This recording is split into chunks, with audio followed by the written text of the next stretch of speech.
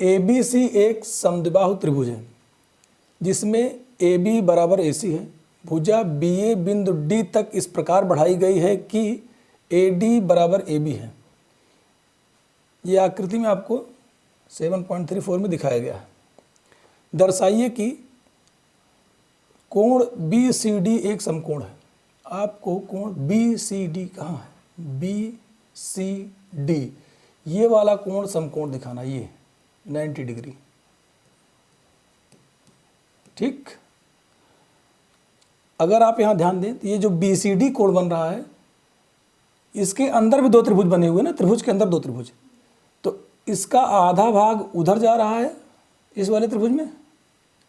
कौन से वाले में? ADC में, ADC में। और इसी कोण का आधा भाग कहाँ चला आया है? ABC में। ठीक, तो ABC के इस कोण, कौन से? ACB को ACD से जोड़ करके हमको 90 डिग्री प्रूफ करना है। ठीक, आइए देखिए इसमें क्या क्या कर सकते हैं। पहले तो थोड़ा बहुत सर्वांग समता का प्रयोग करेंगे, जिनसे कुछ कोणों को बराबर दिखाएंगे। जब हमें कुछ कोण बराबर मिल जाएंगे तो उन कोणों के आधार पर कुछ समीकरण बनेगा। आइए देखते हैं। देखो, ये वाली भुजा बराबर है इसके AB बराबर AC, पहले दिया गया है ना, AB बराबर AC है। फिर उसने एक बात और कहा है कि BA को D तक बढ़ाया गया। देखो BA ये भुजा है, BA दिख रहा है, BA ये है और इसको D तक बढ़ाया गया। और वो भी कैसे बढ़ाया गया? इस प्रकार बढ़ाई गई है कि AD बराबर किसके है? AB के। AD किसके बराबर है? ये AD AB के बराबर है। ठीक है, तो ज़रा ध्यान दीजिएगा, ये भुजा इसके बराबर, ये भुजा इसके भी बराबर, तो शायद ये तीनों भुजाएं बराबर हो जाएंगी। क्या कहते हो? हो जाएंगी? चलिए,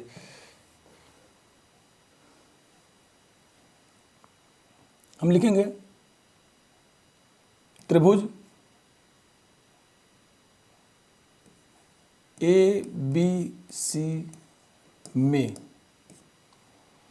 ABC में AB बराबर है किसके? AC के। ये कहाँ से? ये आपको दिया गया हुआ है। ठीक है, अगर AB बराबर है AC के तो ये एक समद्विबाहु त्रिभुज है, और समद्विबाहु त्रिभुज में समान भुजाओं के सामने के कोण भी समान होते हैं। पढ़ा है आपने? तो ये वाला कोण इस कोण के बराबर होगा। AC बराबर है AB के, तो AC के सामने कोण कौन बन रहा है? B, और AB के सामने कौन कोण है? ये C। ये दोनों कोण बराबर होंगे। अच्छा, तो नाम क्या देंगे हम इसका? इस कोण का नाम होगा ABC। कोण ABC ये बराबर होगा कोण ACB के।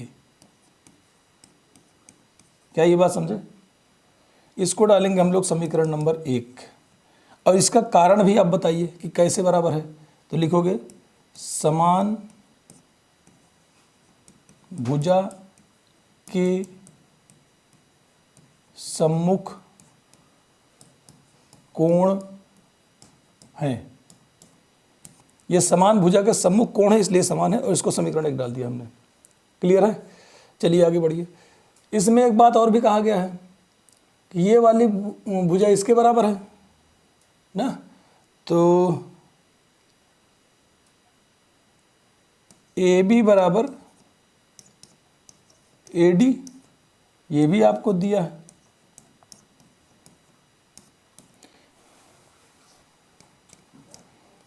क्योंकि AB बराबर AD है, इसलिए AC बराबर होगा किसके?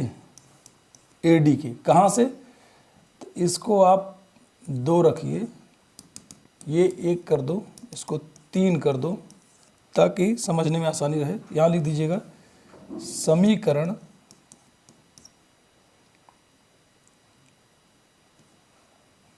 1 तथा 3 से। समीकरण 1 इसको डाल दिया हमने और 3 इसको कर दिया है। 1 में क्या है? AB बराबर AC है, और 3 में क्या है, ए बी बराबर ए डी है। क्योंकि ए बी ए सी के भी बराबर है और ए बी ए डी के भी बराबर है, तो इसका मतलब ए सी और ए डी दोनों क्या होंगे, आपस में बराबर होंगे। यदि किसी समीकरण के कोई एक पक्ष अगर बायां बायां पक्ष बराबर है तो दूसरा पक्ष भी बराबर होता है। ठीक, तो ए सी बराबर ए डी, ये आपको मिल गया। अब ज़रा देखिएगा ए सी ए डी किस में है, ए सी और ए डी ये इस त्रिभुज में आ रहा है, दिख रहा है, ए सी डी में। ए सी डी त्रिभुज में भी दो भुजाएं बराबर हो गई। अगर ये दो भुजाएं बराबर है तो इसका मतलब ए सी डी भी एक क्या है, समद्विबाहु त्रिभुज। और समद्विबाहु त्रिभुज में फिर वही बात, आमने सामने के कोण बराबर, समान भुजा के सामने कोण बराबर होंगे। आइए इस बात को लिखा जाए, त्रिभुज ए सी डी में कोण ए डी सी बराबर कोण ए सी डी। क्यों बराबर है ये, इसको डाल दीजिएगा समीकरण, ये भी एक 4 नंबर। और इसका कारण क्या बताएंगे आप, समान भुजा के सम्मुख कोण है। थोड़ी सी जगह बना लिया जाए,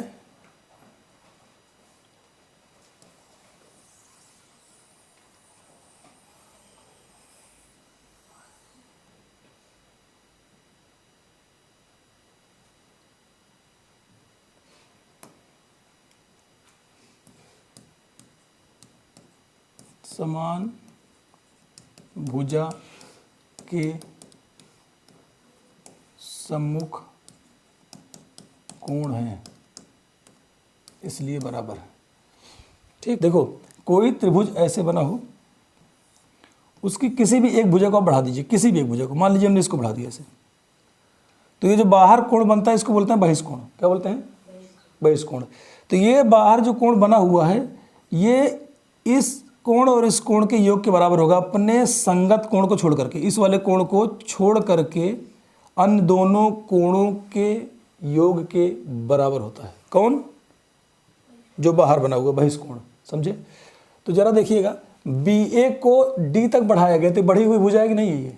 अब बढ़ी हुई भुजा, तो ये जो कोण बनेगा वो इस त्रिभुज का बहिष्कोण होगा। तो इसका मान इन दोनों के योग के बराबर होगा। तो आप यही लिख दीजिएगा, बहिष्कोण पर में लगा दीजिए, आसान रहेगा आपके लिए। आप क्या लिखेंगे, कोण डी ए सी, ये वाला कोण, ठीक है, डी ए सी, ये किसके बराबर होगा, इस वाले कोण और इस वाले कोण के योग के बराबर होगा। तो आप लिखेंगे डी ए सी बराबर कोण ए बी सी प्लस कोण ए सी बी। ठीक, इसको डाल दीजिएगा, कौन सा नंबर है, चौथा, 5वां नंबर है। ठीक, ये समीकरण नंबर 5, समीकरण नंबर 5। ठीक, अच्छा, यहाँ तक तो काम हमारा हो गया। अब इस वाले त्रिभुज में आइए,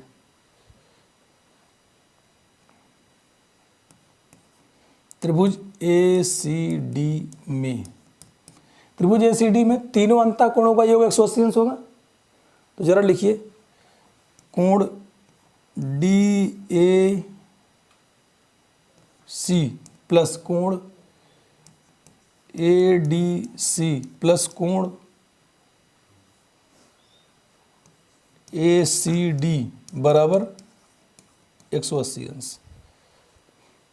क्या किया हमने इसमें, ये डी ए सी पहला कोण लिए, फिर उसके बाद ए डी सी ये वाला कोण, फिर ए सी डी ये वाला कोण, इन तीनों कोणों का योग 180 अंश होगा। अच्छा बताइए, डी ए सी का मान आपके पास कुछ है, समीकरण 5 से देखिएगा, है ना इसका मान,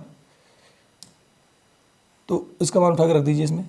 तो कोण ए बी सी प्लस कोण ए सी बी, ये डी ए सी का मान रखा हमने, बाकी जो जैसा था वैसे लिख दे रहा हूँ मैं अभी। कोण ए डी सी प्लस कोण ए सी डी बराबर 180 अंश। ये कहाँ से आपने परिवर्तन किया, लिखेंगे समीकरण 5 से, समीकरण 5 से।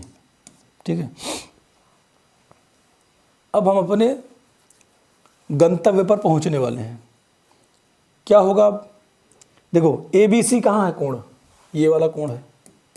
ABC यही तो है, B पर बना हुआ है। ACD C पर बना हुआ कोण है, ACD ये वाला कोण दिख रहा है। इसको मिटा दे एक बार, फिर से दिखाते हैं आपको हम। ABC कौन सा कोण था? ये वाला। ACD कौन सा था? ये वाला। फिर ADC कहाँ है? ये रहा। फिर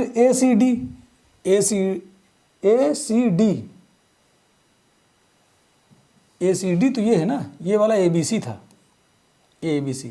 इन्हीं चारों कोणों की बात हुई है, इसका काम खत्म। ठीक, केवल ये चार कोण। इन चारों कोणों में जरा ध्यान दीजिएगा, ये वाला कोण इसके बराबर है कि नहीं है, और ये वाला कोण इसके बराबर है कि नहीं है। तो मैं ABC की जगह पे इसको रख सकता हूं, ACB को, और ADC की जगह पे क्या रख सकता हूं? ACD। तो सारी बात घूम फिर कर कहाँ आ जाएगी? इसी कोण पर, और यही कोण हमको सिद्ध करना है। तो जरा रखिए। तो क्या करेंगे आप? ध्यान रखिएगा, B वाले कोण को हटा करके C वाला रखना है, और फिर D वाला भी हटा करके C वाला रखना है। ठीक, चलो देखो कहाँ है ये वाला। ABC किसके बराबर है? ACB के। तो जहाँ आप ABC दिखे वहाँ ACB लिखिए। ये रहा ABC है, यहाँ लिखिएगा कोण ACB, प्लस में ACB पहले से ही है, दिखा? अच्छा, ADC वाला भी हटाना आपको, D हटा कर क्या रखना? ये वाला कोण। तो कोण ACD हो जाएगा, प्लस में कोण ACD पहले से ही है, बराबर 180 अंश। ये परिवर्तन कहाँ से हुआ? तो एक परिवर्तन हुआ समीकरण 2 से, और दूसरा परिवर्तन कहाँ से हो रहा है? समीकरण नंबर 4 से। तो समीकरण 2 तथा 4 से जो भी चीज़ें आप इसमें परिवर्तन करेंगे, कोई मान उठा करके किसी और की जगह पर रखेंगे, वो मान कहाँ से रख रहे हैं उसका आपको कारण बताना पड़ेगा। ठीक, तो यहाँ पे कारण हमारा समीकरण 2 और 4 से मिल करके आ रहा है कि ABC जो है वो ACB के बराबर हमने दिखा चुका है, पहले हम दिखा लिए हैं, तो वो हम यहाँ उठा कर रख दिए। फिर हमने 4 में दिखाया कि ADC जो है ACB के बराबर है, तो जहाँ ADC था वहाँ हमने ACB लिख दिया। अब देखो ACB 2 ठो हमारे पास, ACD भी 2 ठो है, तो क्या करेंगे? दोनों जुड़ेगा तो क्या बन जाएगा? 2 कोण ACB, प्लस यहाँ बन जाएगा 2 कोण ACD। ये किसके बराबर होगा? 180। ठीक,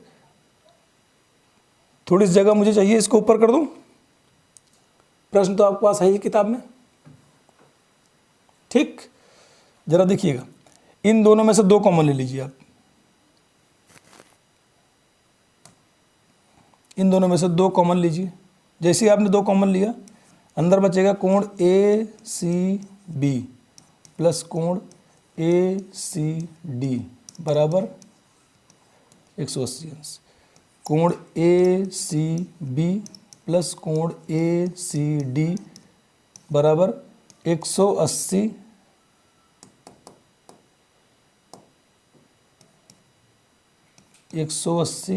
बटे 2। ये 2 बटे में आ जाएगा। ठीक है, तो ये कट के कितना हुआ? 90।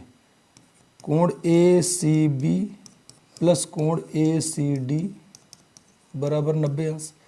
एक बात बताओ, हमने शायद चर्चा शुरू में ही कर लिया था, प्रश्न को थोड़ा सा नीचे करता हूँ इसको एक बार। तो हमने आपको बताया था कि जिन कोणों की वो बात कर रहा है, इस कोण और इस कोण को जोड़ करके 90 लाना है।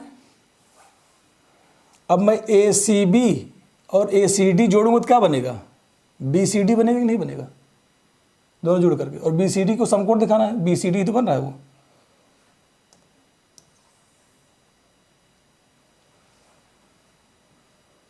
देखो ACB प्लस ACD क्या बन जाएगा? कोण BCD बराबर 90 अंश।